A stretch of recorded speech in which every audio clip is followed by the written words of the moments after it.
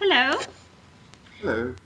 So you're Pieter Bots from the Yes. Netherlands originally, and you're working as a Marie Curie Fellow at the University of Leeds in the UK for about 3 years now. Um, so we're going to ask you a few questions about this Marie Curie Fellowship program. How did you find out about the Marie Curie opportunities and your particular fellowship, actually?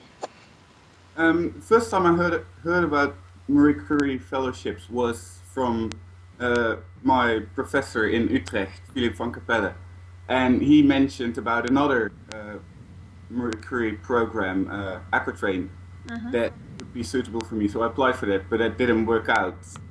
I didn't get accepted there. But later on, about a year later, PhD student at Utrecht, she found out about an opportunity in Leeds, which looked really interesting to me, and it was this Marie Curie Fellowship.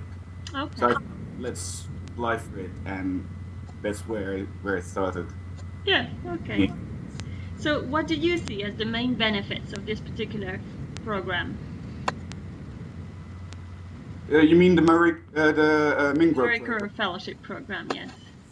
For one, it was quite different to the stuff that I've done before because in Utrecht we have mainly done stuff on groundwater contamination and remediation Mm-hmm. of heavy metals. And this program was more into mineralogy, experimental mineralogy, and looking at different processes, which to me sounded really interesting. Mm-hmm. And also because the setup of the program was really free because they said, yeah, well, you're going to go abroad for a certain amount of time, but it wasn't all organized before, so we had a lot of freedom to decide where and when and how long we wanted to Okay. go to Mm. another university. Mm-hmm.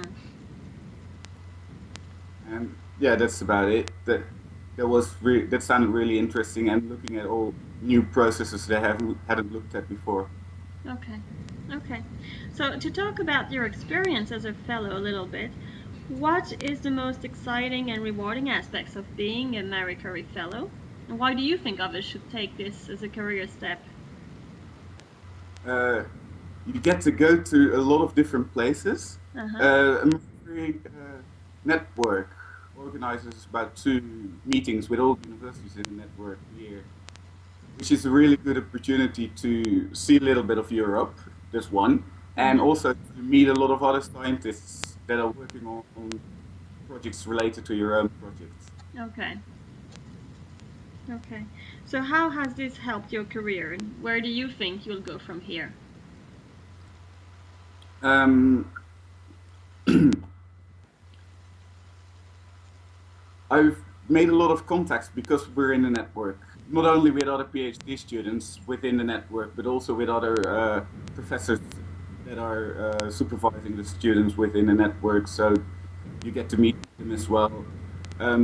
Because we're in such a big network, when we go to conferences, we already know quite a few people, so it's easier to get to know more people during a conference. Mm-hmm. And because well, the research that we're doing within the network is quite high, and which looks also good. Mm-hmm. Okay. Yeah, It's yeah. it's a nice environment and a friendly environment, and it's a good because of that. There's a good motivation to do good as well. Okay. Great. How did it actually enable you to become part of a larger community of science, do you think? Um, well, the main reason is those network meetings that I talked about, Okay. and so you get to know already a lot of people within the scientific community, the PhD students, the postdocs, the professors at the other universities, Okay. and then which enables you also to meet more and more people when you go to other conferences and meetings. Okay. Okay. Really opens up opportunities. Okay.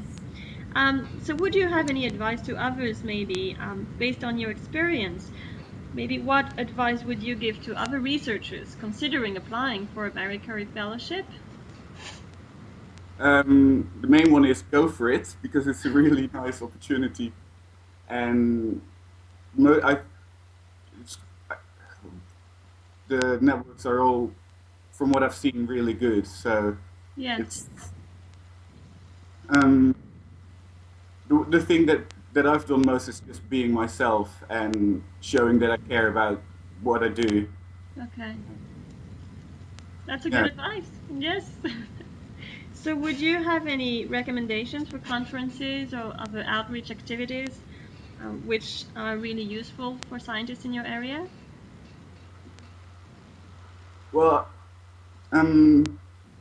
it's the main big conferences that are of course useful, like Goldschmidt, Uh-huh.